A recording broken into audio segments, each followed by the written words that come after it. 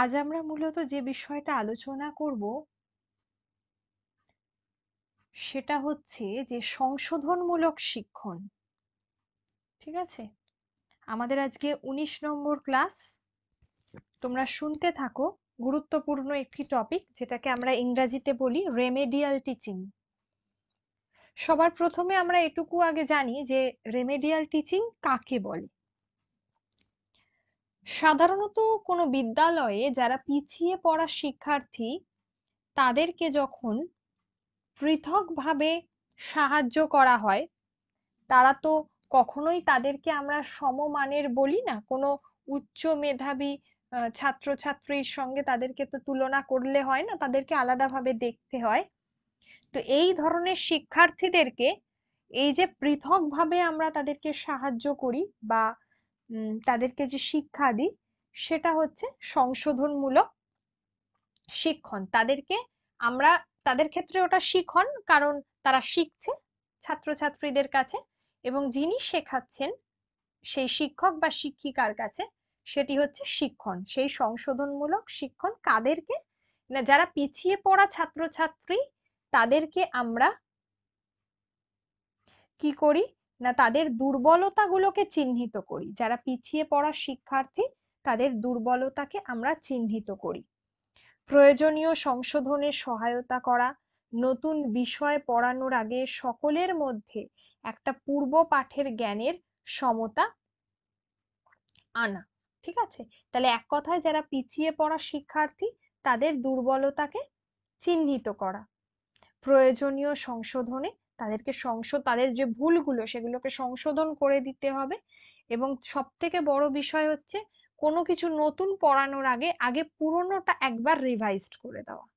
তাহলে সংশোধনমূলক শিক্ষণের ক্ষেত্রে এগুলি প্রযোজ্য। নেক্সট নেক্সট কোয়েশ্চেন হচ্ছে, দেখো যে সংশোধনমূলক শিক্ষণের ক্ষেত্রে যেটা হচ্ছে যে সংশোধনমূলক শিক্ষণের ক্ষেত্রে আমরা কি বলবো, এই পিছিয়ে পড়ার কারণটা কি। সবার আগে তো পিছিয়ে পড়া ছাত্রছাত্রীগুলোর কারণটার ব্যবস্থা করতে হবে, বা কারণটা কি সেটা জানতে হবে। সেটা হচ্ছে যে শিক্ষার্থীদের মনে রাখার ক্ষমতা কম, এদের স্মৃতিশক্তি তুলনামূলকভাবে অনেক কম, এদের মনে একটা অমনোযোগিতা দেখা যায়। দ্বিতীয়ত, তাহলে প্রথম কারণ অবশ্যই এরা মনে রাখতে পারে না, অমনোযোগিতা। এরা হচ্ছে তুলনামূলকভাবে কম বোধ শক্তি। আচ্ছা, এরা অনেক সময় কি হয়, মানসিক ভাবে তোমার কি বলে প্রতিবন্ধী, বা কোনো ধরো রোগ আছে যেগুলোর কথা আমরা এক এক করে জানবো। তো এই ধরনের শিশুদেরকে বা শিক্ষার্থীদের আমরা সংশোধনমূলক শিক্ষণের তালিকাভুক্ত করতে পারি, আওতার মধ্যে আনতে পারি। ঠিক আছে, আচ্ছা নেক্সট। আচ্ছা, তোমাদের আমি বলে দিয়েছিলাম এর আগে যে সিটেট এর কোয়েশ্চেন পেপার পাওয়া যাচ্ছে বিগত 10 বছরের সমস্ত সাবজেক্ট, এবং ইনক্লুডিং আপার প্রাইমারি স্টেজের ইভিএস এর কোয়েশ্চেন পেপারও পাওয়া যাচ্ছে। তোমরা যদি এই কোয়েশ্চেন পেপার মানে উইথ আনসার, ঠিক আছে, কোয়েশ্চেন উইথ আনসার, তোমরা যদি এটা কালেক্ট করতে চাও, অবশ্যই ₹195 পে করে তোমরা কালেক্ট করতে পারো। তার জন্য তোমরা যে নাম্বার যাচ্ছে দেখো স্ক্রিনে, সেই নাম্বারে তোমাদেরকে পেটিএম করতে হবে বা ফোন পে করতে হবে। আর অবশ্যই স্ক্যানারও দেওয়া হয়েছে, স্ক্যান করেও নিতে পারো। ঠিক আছে, ওকে নেক্সট। দেখো বলা হচ্ছে যে শিক্ষকের সংশোধনমূলক শিক্ষণের ক্ষেত্রে উম কর্তব্যটা কি হবে। সংশোধনমূলক শিক্ষণের ক্ষেত্রে কর্তব্যটা হচ্ছে অপেক্ষাকৃত সহজ এবং সরলভাবে বিষয়বস্তুকে পরিবেশন করতে হবে। যথাসম্ভব শিক্ষা উপকরণ ব্যবহার করতে হবে। শিক্ষা উপকরণ বলতে এখানে কি বলা হয়েছে, এখানে টিএলএম এর কথা বলা হয়েছে। শিক্ষার্থীদের ধরে ধরে তাদের অসুবিধাগুলোকে চিহ্নিত করতে হবে, একদমই তাই। শিক্ষকদেরকে শিক্ষকদেরকে অনেক সহজ সরল ভাবে এবং তাদেরকে সব থেকে ধৈর্য রাখতে হবে। এই ধরনের ক্লাসে পড়াতে গেলে তাদের অবশ্যই ধৈর্য সহকারে সময় দিয়ে পড়াতে হবে। ঠিক আছে, এটা হলো সংশোধনমূলক শিক্ষণের একটা বৈশিষ্ট্য, অন্যতম বৈশিষ্ট্য। আচ্ছা, এখানে একটা বিষয় বলবো, দেখো এখানে IRTP, এটা একটা প্রোগ্রাম। আমরা বিভিন্ন প্রকল্প জানি না, আমরা আমাদের রাজ্যের ক্ষেত্রে কন্যাশ্রী প্রকল্প বা সেন্ট্রালের ক্ষেত্রে যেমন ধরো মেয়েদের ক্ষেত্রে এই যে বেটি বাঁচাও বেটি পড়াও এই সমস্ত যে প্রকল্পগুলো জানি, তো এগুলো তো অন্যান্য পারপাসে শিক্ষামূলক উদ্দেশ্য, কিন্তু অন্য একটা উদ্দেশ্য আছে। কিন্তু এটি হচ্ছে স্পেশালি যারা সংশোধনমূলক শিক্ষণের আওতায় পড়ে, যারা পিছিয়ে পড়া শিক্ষার্থী, তাদের জন্য এই প্রোগ্রাম বা এই পরিকল্পনাটি গ্রহণ করা হয়, যেটা হচ্ছে intensive remedial teaching programme in special education, need IRTP। তাহলে IRTP যারা বিশেষ শিক্ষায় যারা অন্তর্ভুক্ত হয়, যাদেরকে সংশোধনীমূলক শিক্ষণের আওতাভুক্ত করা হচ্ছে, তাদের জন্য এটি একটি প্রকল্প, intensive remedial teaching programme in special education need, IRTP। এটা খেয়াল রেখো, IRTPর ফুল ফর্মটা অনেক সময় আসে, ঠিক আছে। আর এক্ষেত্রে আর একটা বিষয়ও আমি তোমাদেরকে জানিয়ে রাখতে চাই, যেটা হচ্ছে যে সংশোধনমূলক শিক্ষণ যখন আমরা পড়াচ্ছি, মূলত তার উদ্দেশ্যটা কি, ঠিক আছে। সংশোধনমূলক শিক্ষণের তো একটা উদ্দেশ্য আছে। তো এক্ষেত্রে আমরা বলে থাকি যে সংশোধনমূলক শিক্ষণের ক্ষেত্রে যে উদ্দেশ্য সেটা হচ্ছে যে উম এটা একটা আমাদের যে শিক্ষণ পদ্ধতি তারই একটা অবিচ্ছেদ্য অংশ, ঠিক আছে। মূল উদ্দেশ্য হচ্ছে কোনো বিষয়ে বা বিষয়ে ক্লাসের যে বাকি অংশে যে সমস্ত পিছিয়ে পড়া শিক্ষার্থীরা রয়েছে ভালো বাদ দিয়ে, তাদেরকে অতিরিক্ত ভাবে সাহায্য করা। আচ্ছা, আর একটা হলো ধীর গতির যে সমস্ত শিক্ষার্থীরা রয়েছে তাদেরকে শনাক্তকরণ, তাদের সমস্যাগুলোর জন্য সেগুলো যাতে তারা কাটিয়ে উঠতে পারে সেই জন্য প্রয়োজনীয় সহায়তা এবং নির্দেশ দান করা, ঠিক আছে। তাহলে আমরা যদি এটাকে একটা যদি আমরা এটাকে এই যে প্রতিকারমূলক যে শিক্ষা বা সংশোধনমূলক যে শিক্ষাটা রয়েছে, এটার যদি একটা ছোট্ট করে একটা যদি শিক্ষণের যদি একটা আমরা বৈশিষ্ট্য দেখাতে পারি তোমাদেরকে, তাহলে কিভাবে দেখাবো? যদি আমরা বৈশিষ্ট্যটা দেখাই, এইভাবে দেখাবো যে নাম্বার ওয়ান কি বলবো তাহলে, এক হচ্ছে যে আহ বিভিন্ন যে কুঅভ্যাসগুলো রয়েছে সেগুলোকে আমাদেরকে দূর করতে হবে, ঠিক আছে। কুঅভ্যাসগুলোকে দূর করতে হবে। বা ধরো আমি যেটা বললাম যে অবশ্যই যে তোমার অকার্যকর অভ্যাসগুলো দূর করতে হবে। আচ্ছা, তাদেরকে অতিরিক্ত সহায়তা করতে হবে, যেহেতু এই ধরনের পিছিয়ে পড়া ছাত্রছাত্রী, অতিরিক্ত সহায়তা দরকার তাদের জন্য। নাম্বার থ্রি যেটা দরকার সেটা হচ্ছে আরো ভালোভাবে শেখাতে হবে, অনেক ত্রুটিপূর্ণ ভাবে শেখাতে হবে তাদেরকে, ত্রুটিপূর্ণ এবং খুঁটিয়ে খুঁটিয়ে শেখাতে হবে। ওকে। 4 নম্বরে আমরা বলতে পারি যে ওদের আগ্রহর দিকে নজর রেখে ওদের আগ্রহ মানসিক চাহিদার উপর নির্ভর করে সেই অনুযায়ী কি করতে হবে না, পাঠ্যসূচি তৈরি হবে। তাহলে এই বিষয়গুলো আমাদের সংশোধনমূলক শিক্ষণের বা প্রতিকারমূলক শিক্ষণের উদ্দেশ্য, এগুলো আমাদেরকে মনে রাখতে হবে। ওকে, নেক্সট দেখো, কারা সংশোধনমূলক শিক্ষণে আসতে পারে? শুধুমাত্র পিছিয়ে পড়া বলতে কাদের বোঝাচ্ছে? অন্ধ, যাদেরকে আমরা ব্রেল শিক্ষার মাধ্যমে শেখাই, যারা বধির, কানে শুনতে পায় না, তাদেরকে আমরা সাইন লার্নিং বা লিপ রিডিং, ওই যে ঠোঁটটা নড়ে সেটার মাধ্যমে শেখাই। আর মানসিক প্রতিবন্ধী, তোমরা ব্রেলে জানো এমনিতেই যে টাচ করে শেখানো হয়, এই ধরনের যারা শিক্ষার্থী, তাদের স্পর্শ অনুভূতি এই দুটো ভীষণ কার্যকরী ভূমিকা পালন করে শিক্ষার ক্ষেত্রে, শিখনের ক্ষেত্রে। মানসিক প্রতিবন্ধী শিশুদের জন্য নির্ণায়ক পদ্ধতি, প্রকল্প, কর্ম বিশ্লেষণ, মানে এই যে প্রকল্প পদ্ধতিগুলো, এগুলো খুব বেশি তোমার গুরুত্বপূর্ণ। তাহলে এই ধরনের শিক্ষার্থীরা, আমরা যতটুকু জানি যে এই ধরনের শিক্ষার্থীরা কি হয় না, তোমাদের এই যে রেমেডিয়াল টিচিং বা সংশোধনমূলক শিক্ষণের ক্ষেত্রে অন্তর্ভুক্ত হয়, ঠিক আছে।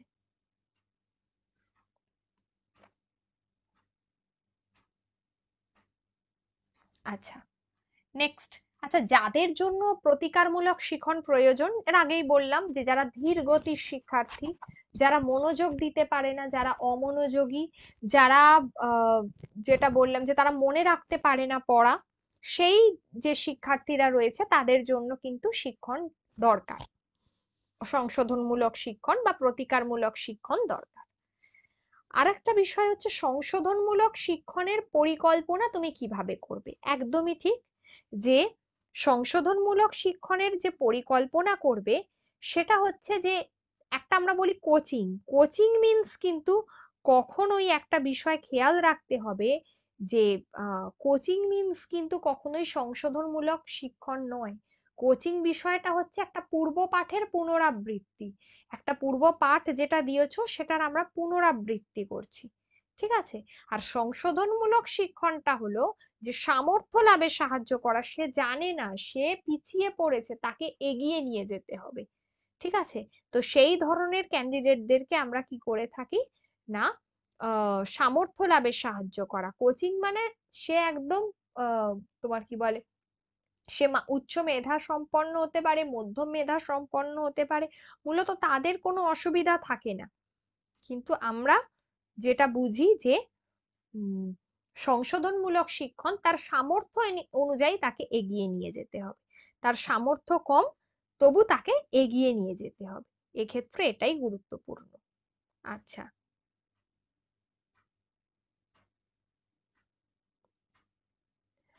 এটা তাহলে গেল। অর্থাৎ কি, আমরা বলতে পারি যে একটা সিস্টেমেটিক ওয়েতে এদেরকে ট্রেনিং করতে হবে, এদের যে দক্ষতা সেগুলোকে গড়ে তুলতে হবে, এদেরকে কিভাবে পরস্পর মিশবে পরস্পরের সাথে, অর্থাৎ যেটাকে আমরা বলে থাকি যে আহ, ওদের যেটা আমরা পেডাগজির পরিভাষায় যেটাকে আমরা বলে থাকি যে পারস্পরিক যে মেলামেশা করে, সেটা আমরা বলে থাকি।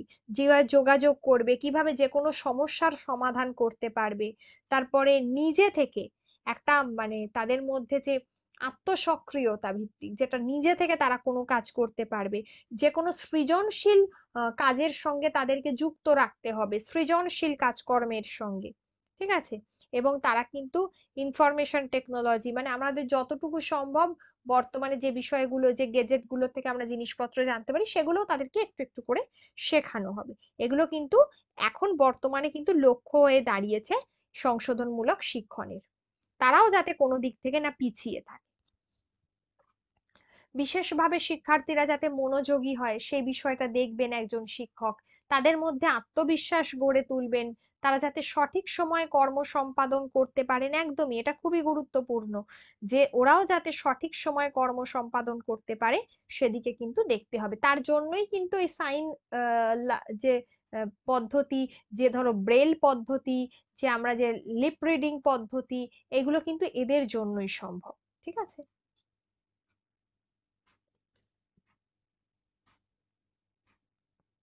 আচ্ছা দেখো, এবারে আমরা বেশ কিছু কোয়েশ্চেন একটু আলোচনা করব এই সংক্রান্ত। বলছে যে প্রতিকারমূলক শিক্ষা কি কারণে দেওয়া হয়। প্রতিকারমূলক শিক্ষা কি কারণে দেওয়া হয়? একটা হচ্ছে বিশেষ চাহিদা সম্পন্ন শিক্ষার্থীদের জন্য, একটা স্কুল ছুট শিক্ষার্থীদের জন্য, একটা হলো যাতে মেধাবী শিক্ষার্থীরা ভালো নম্বর পায়, আর শিক্ষাগত প্রদর্শনের দিক থেকে পিছিয়ে থাকা শিক্ষার্থীদেরকে সমর্থন করতে, ঠিক আছে। তাহলে প্রতিকারমূলক শিক্ষণ তো বিশেষ চাহিদা সম্পন্ন শিক্ষার্থী না। আচ্ছা, স্কুল ছুট শিক্ষার্থীদের জন্য এটা তো হবেই না, আর এদের তো কোনো চাহিদা সেভাবে নেই। যাতে মেধাবীরা, এটা তো হবে না। লাস্টেরটা হবে যে শিক্ষাগত প্রদর্শনের দিক থেকে পিছিয়ে থাকা শিক্ষার্থীদের সমর্থন করতে, ঠিক আছে। শিখনের সময় একটা শিশু যে ইচ্ছায় বা অনিচ্ছায় নানা রকম ভুল করে, তো সেই ভুলগুলো যখন নির্ণয় করেন একজন শিক্ষক, তিনি কি করবেন, যে কোথায় ভুলগুলো হয়েছে সেই ভুলগুলো সংশোধনের দায়িত্ব কিন্তু তার। অর্থাৎ তাকে এই প্রতিকার, এই সংশোধনগুলো করবার জন্য নির্দেশমূলক ভূমিকা পালন করবেন। এই এই যে পদ্ধতি, এটাই প্রতিকারমূলক শিক্ষা হিসেবে পরিচিত। তো এখানে আমরা দেখব যে শিখনের দক্ষতাটা উন্নত করার জন্য যাতে তারা সংশোধন করতে পারে, শিক্ষার্থীদেরকে কিভাবে সমর্থন করবে, এই জায়গায় একজন শিক্ষকের উচিত শিক্ষার্থীদেরকে সমর্থন করা। তো তার জন্যই কিন্তু এই প্রতিকারমূলক শিক্ষণের ব্যবস্থা করা হয়েছে। কর্মদক্ষতা বা এই যে আমরা বিভিন্ন সম্পাদনের যে পদ্ধতি, প্রজেক্ট, এগুলোর মাধ্যমে কিন্তু আমাদের এই ধরনের শিক্ষার্থীদের যাবতীয় যা কিছু দুর্বলতা আছে সেগুলো দূর করা হয়। ওকে, নেক্সট। নেক্সট দেখো, নিচের প্রশ্নটা বলছে যে নিচের কোন বিবৃতিটি ভুল এবং ত্রুটির ক্ষেত্রে বেঠিক। ঠিক আছে, তো বলছে যে ভুল হয় কিন্তু ত্রুটি করা হয়। পরেরটা বলছে ত্রুটিগুলো সহজভাবে ঘটতে পারে, তবে ভুলগুলো মানুষের ক্রিয়াকলাপে জড়িত। আর একটা বলছে যে একটি ত্রুটি সঠিকতা বা সঠিকতা থেকে একটি বিচ্যুতি হয়। আর একটা বলছে একটি ভুল একটি ত্রুটি দ্বারা সৃষ্ট একটি ত্রুটি। একদমই বলছে এখানে উত্তর যেটা হওয়া উচিত সেটা হলো ভুল হয় কিন্তু ত্রুটি করা হয়। অর্থাৎ শিক্ষার্থীরা যদি কিছু শিখে না থাকে তাহলে কি করতে হবে, তাহলে তাদেরকে সংশোধনের কোনো আশা আমরা কিন্তু করতে পারবো না। শিক্ষার্থীরা ভুল করে যখন তারা কি করবে, উম তারা এখনো পর্যন্ত যেটা করেনি সেটাই তারা করার কিন্তু একটা চেষ্টা করে। ঠিক আছে, অর্থাৎ কি স্কুলে ধরো কোনো একটা জায়গায় আমরা দেখতে পাই অনেক সময় কোনো একটা প্রজেক্টের কাজ করতে দেওয়া হয়েছে, সেখানে অনেক সময় কোনো যন্ত্রের ব্যবহার করার কথা ছিল, কিন্তু এক্ষেত্রে আমরা দেখি তারা অন্য যন্ত্র ব্যবহার করে ফেলেছে বা অন্য কিছু একটা ভুল রিপোর্ট করে ফেলেছে। ঠিক আছে, তা আমরা যদি ভুল পার্টটাই না দেখি তাহলে সেটাও একটা ভুল। ঠিক আছে, তাই জন্য এখানে উত্তর হচ্ছে এটা কোনটা বিবৃতিটি ভুল, যে ভুল হয় কিন্তু ত্রুটি করা হয়, এটা ঠিক নয়, এটা ভুল, এই ব্যাখ্যাটা ভুল। এক্ষেত্রে দুই একটা উত্তর হবে।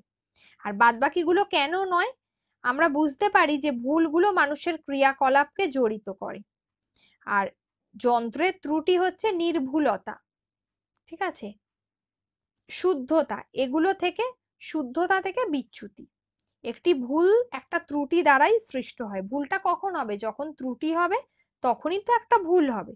এই যে এটা তার জন্য রাইট, এটাও রাইট, এটাও রাইট, কিন্তু আমাদের এইটা কিন্তু বলেছে একদম বেঠিক। এই ইনফরমেশনটা ভুল হয় কিন্তু ত্রুটি করা হয় না, ত্রুটির জন্যই ভুলটা হয়, এটাই হচ্ছে রং।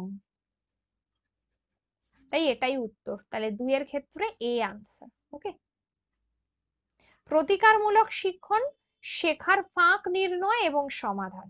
টিউটরদের দ্বারা অতিরিক্ত কোচিং, আমি আগেই বলেছি যে দুটো জিনিস এক নয়। কোচিং হচ্ছে আমরা পূর্ব পাঠের পুনরাবৃত্তি, আর সংশোধনমূলক শিক্ষণ হচ্ছে সামর্থ্য দানে সাহায্য করা বা সামর্থ্য যা দান করতে, হ্যাঁ, সাহায্য করা। তো যাই হোক, এই যে প্রতিকারমূলক শিক্ষণ, এখানে কিন্তু এই প্রশ্নটা খুবই গুরুত্বপূর্ণ, যেমন পাঠ্যপুস্তকের বাইরে পাঠদান, মেধাবী ছাত্রের জন্য পাঠদান, এইগুলো। তো এখানে মেধাবী ছাত্রদেরকে তো আর পাঠদান করা হয় না, এটা ভুল। পাঠ্যপুস্তকের বাইরে পাঠদান, এটাও ঠিক নয়। টিউটরদের দ্বারা অতিরিক্ত কোচিং, এটাও ঠিক নয়। এখানে হলো শেখার ফাঁক নির্ণয়, কোথায় ভুল হচ্ছে সেগুলো দেখতে হবে এবং সেগুলোকে সমাধান করতে হবে। তাহলে তিনের হলো এ, তিনের এ হচ্ছে প্রতিকারমূলক শিক্ষা। নাম্বার 4 হচ্ছে যে সংশোধনী শিক্ষণের মূল উদ্দেশ্যর মধ্যে কোনটি অন্তর্ভুক্ত নয়। পিছিয়ে পড়া শিক্ষার্থীদের দুর্বলতাকে চিহ্নিত করা, প্রয়োজনীয় সংশোধনের সহায়তা করা, নতুন বিষয় পড়াবার আগে সকলের মধ্যে পূর্ব পাঠের জ্ঞানের সমতা আনা, আর দুর্বলতাগ্রস্ত শিক্ষার্থীদেরকে মানসিক পীড়ন করা। একদমই নয়, মানসিক পীড়ন পেডাগজির ভাষায় চলে না। এই যে বকা ঝকা করা, এগুলো আমি আগেই বলেছি, এটা হবে না। মূল উদ্দেশ্য হচ্ছে যে নতুন বিষয় পড়াবার আগে সকলের মধ্যে পূর্ব পাঠের কি করতে হবে, সকলের মধ্যে পূর্ব পাঠের আমরা জানি যে যে জ্ঞানের সমতা আনতে হবে, সকলের মধ্যে পূর্ব পাঠের জ্ঞানের সমতা আনতে হবে। ঠিক আছে, এক্ষেত্রে এটাই হলো গুরুত্বপূর্ণ। আর হচ্ছে যেটা এক্ষেত্রে আর একটা গুরুত্বপূর্ণ বিষয় হচ্ছে যে আমরা জানি যে পিছিয়ে পড়া শিক্ষার্থীদের দুর্বলতাকে তো শুধু চিহ্নিত করলে হবে না, সেটাকে সংশোধন করতে হবে। আর সংশোধনে সহায়তা করা, কিসের সংশোধন সেটাও উল্লেখ করতে হবে। তাই জন্য নতুন বিষয় পড়াবার আগে সকলের মধ্যে পূর্ব পাঠের জ্ঞানের সমতা আনা, দেখা আর কি। ঠিক আছে, এই জায়গাটা খুব গুরুত্বপূর্ণ।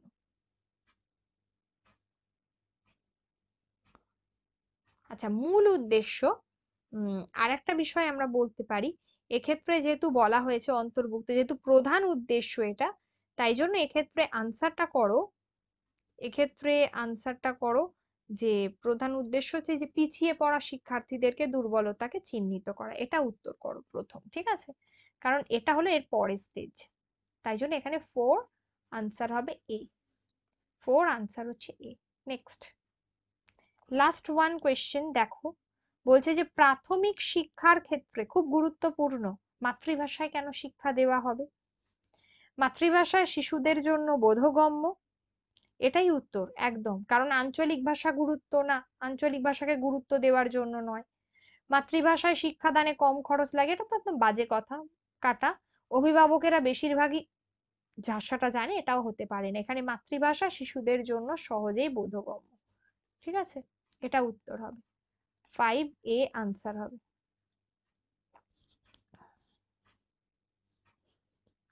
মূলত মাতৃভাষার ক্ষেত্রে শিক্ষাদানের দুটো দিক আছে, একটা ভাষাগত, একটা আমরা জানি প্রকাশগত। মাতৃভাষার মাধ্যমে শিশুরা কি করে, তাদের প্রকাশ করতে পারে, তারা খুব সহজে বিষয়টাতে আমরা আমাদের খুব বেশি মনে রাখতে পারি, আমাদের স্মৃতির জন্য এটা খুব দরকার। আর আমাদের চিন্তার বিকাশ ঘটে, আমাদের স্বচ্ছ ধারণা তৈরি হয়। ঠিক আছে, আমাদের শেখার ইচ্ছে বাড়ে, বিষয়বস্তুগুলোকে খুব ভালোভাবে আমরা বুঝতে পারি। তাহলে কি কি হয়?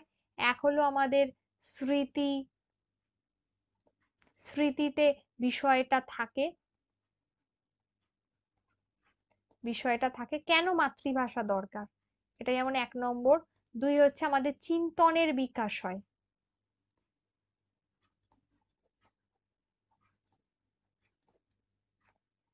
চিন্তনের বিকাশ হয়। আচ্ছা, আমাদের যেটা হচ্ছে আমাদের স্বচ্ছ ধারণা তৈরি হয়, যে কোনো বিষয়ের প্রতি আমাদের স্বচ্ছ ধারণাটা তৈরি হয়। নাম্বার 4 কি হতে পারে? আমরা এই ভাষায় আত্মপ্রকাশ করি, আমাদের একটা মানসিক শান্তি লাভ করা যায়।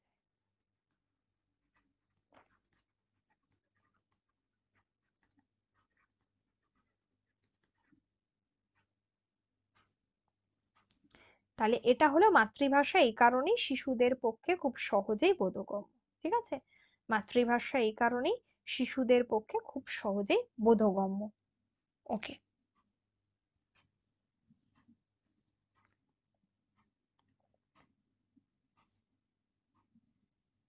তাহলে আজ তোমাদের এই পর্যন্ত থাকলো। আবার আমরা নেক্সট দিন আহ এরকমই কিছু প্রশ্ন বা টপিক নিয়ে আলোচনা করব। ওকে, যদি ক্লাস ভালো লেগে থাকে অবশ্যই চ্যানেলটাকে সাবস্ক্রাইব করে রাখো পরবর্তী ক্লাসগুলোকে দেখবার জন্য। আর অবশ্যই চ্যানেলটাকে সাবস্ক্রাইব করো এবং একটা লাইক দিয়ে দিও। ঠিক আছে, আর একটা বিষয় হচ্ছে, অনেক জায়গায় শোনা যাচ্ছে এবছর টেট পরীক্ষা হবে না, কিন্তু অ্যাকর্ডিং টু সুপ্রিম কোর্টের রায় যে প্রত্যেক বছর টেট নিতে হবে। তাই এই ধরনের ফেক নিউজ যতক্ষণ না কোনো পজিটিভ কোনো নোটিফিকেশন আসছে বা আমরা জানতে পারছি, তাই এই ধরনের কোনো ফেক নিউজে তোমরা কখনোই বিশ্বাস করো না। ঠিক আছে, চলো, গুড নাইট।